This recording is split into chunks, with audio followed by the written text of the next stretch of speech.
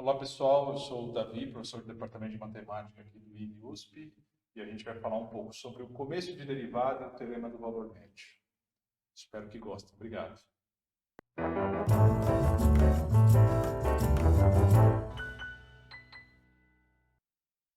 Bom, a definição de derivada de uma função num ponto. Então, se a gente tiver uma função definida no intervalo I, a gente vai depois olhar com mais cuidado esse intervalo, aberto, fechado, aberto de um lado, fechado do outro.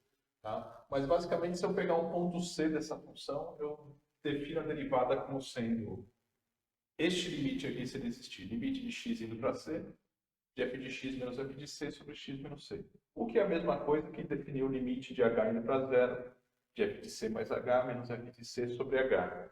Quem que é esse h? Esse h, na verdade, é esta diferença aqui, x menos c. Você pode substituir, se você trocar o h por x menos c, você vai ver que aqui vai ficar x, aqui continua c, e aqui embaixo menos c. Então, a gente tem aí uma definição equivalente. Às vezes a gente usa uma quando vai fazer uma derivada pela definição, às vezes outra acaba dando um pouco menos de conta. Né? Se esse limite existir, a gente vai falar que esse valor encontrado é a derivada da função f nesse ponto C, e a gente vai dizer que a função f é derivável no ponto C. Tudo bem? Bom, geometricamente o que a gente tem é o seguinte, eu tenho aqui o gráfico de uma função, né? Nosso plano cartesiano, e um ponto C f de C. Tá? Se a gente observar, quando a gente tomar um x aqui, a inclinação dessa reta aqui, né, vai ser dada por essa diferença aqui. Então, aqui para esse ângulo alto. Né? A tangente desse ângulo alto vai ser exatamente isso, a diferença das imagens, f de x e f de c. Coloquei em módulo aqui porque no meu desenho f de x é menor que o f de c. Tá? Mas, na verdade, quando a gente escrever um sobre o outro, a gente vai ver que não precisa necessariamente desse módulo. Tá? Então, está aqui. Essa é uma diferença. A outra diferença aqui é o x menos c.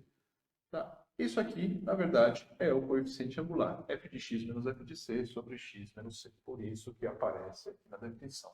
Mas o que a gente quer não é no ponto qualquer. A gente vai querer pegar esse x e aproximar cada vez mais, cada vez mais, cada vez mais. Então, quando a gente for tomando x mais próximos, né?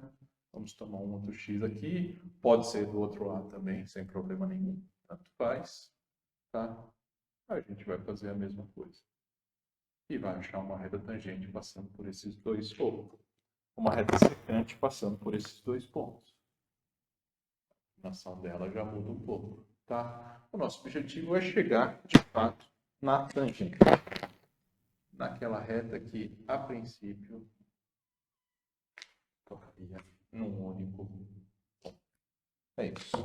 Bom, se esse ponto C estiver no interior do intervalo, né, a gente consegue fazer isso aqui sem maiores problemas.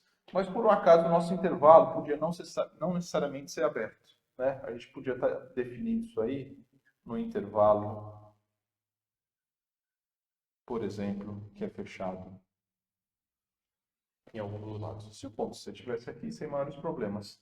Se a gente estiver querendo falar do ponto C que está aqui, né, que é a borda desse meu intervalo, a definição não ia ser exatamente assim. A gente ia precisar considerar os limites laterais. Por exemplo, se esse ponto C for o maior valor atingido aqui nesse intervalo, a gente ia precisar definir a derivada usando pontos x que estão só à esquerda dele. Se tivesse do outro lado, pontos x que estão só à direita. Então, nesse caso, em ponto C como esse, a gente teria definição de derivada da mesma forma. F' de C. Em alguns lugares vocês vão encontrar até com uma notação com sinal aqui, exatamente pelo tipo de limite que a gente está calculando, porque aqui a gente vai calcular a derivada só pelo lado esquerdo. Então, muitas vezes até tem um sinalzinho de menos aqui para simbolizar isso. E a diferença é que aí o nosso limite seria aqui, por exemplo, x indo para C pela esquerda. Tá? Mesma coisa, f de x menos f de c sobre x menos c. Ah, se fosse do outro lado. Bom, aí a gente teria a definição de derivada com x indo para C pela direita. Ou seja, a gente ainda assim consegue definir a derivada nas bordas do intervalo. Uma função que é derivável em todos os pontos do intervalo, a gente simplesmente vai dizer que ele é derivável no intervalo. Não vai ficar falando toda hora. Derivável em todo ponto x do intervalo i. Derivável, então a gente diz f é derivável em i. É isso.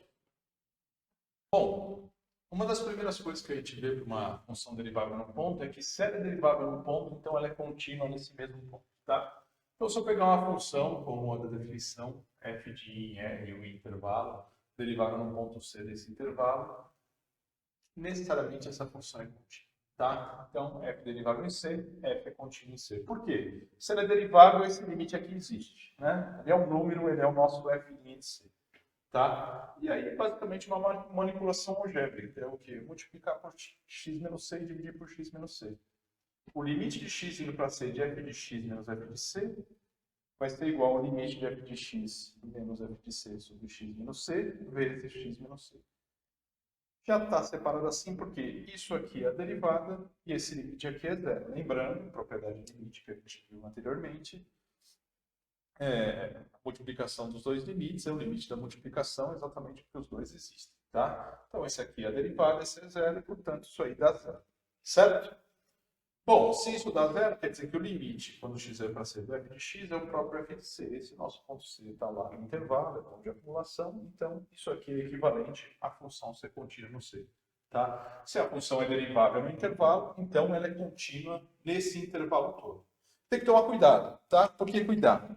Se a função é derivável, então ela é contínua. Se ela é contínua, eu não sei nada a respeito da derivada da função num ponto. E o exemplo clássico, o mais clássico desses, é a função módulo de x. Tudo bem? Se a gente pegar a função f de x igual ao módulo de x, graficamente a gente tem isso aqui. Vamos olhar para o 0, 0, né? O famoso pico, né? Quando você olhar para a derivada nesse ponto, o que acontece? Limite de x indo para zero de f de x menos f de zero sobre x menos zero. Como a função é módulo, isso aqui é módulo de x. Módulo de zero que é zero, x menos zero. Limite de x indo para zero de módulo de x sobre x. Bom, a gente tem problemas aqui, né? Porque se você estiver indo para zero pela direita, né? Sua função módulo é o próprio x, né? Porque o x é positivo. Então é x sobre x, isso aqui estaria indo para 1, né? Se o x está indo para zero pela esquerda, aí os valores de x são negativos, então isso aqui é dar menos x sobre x, que é menos 1.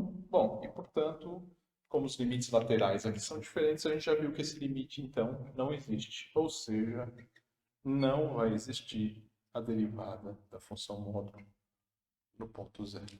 Tá? Essa função não é derivável no zero. Apesar de ser contínua. Tudo bem? Então, se a função é contínua, eu não posso falar nada a respeito da derivada da função. Não sei. Agora, se eu já sei que a função é derivável, então necessariamente ela é contínua nesse ponto.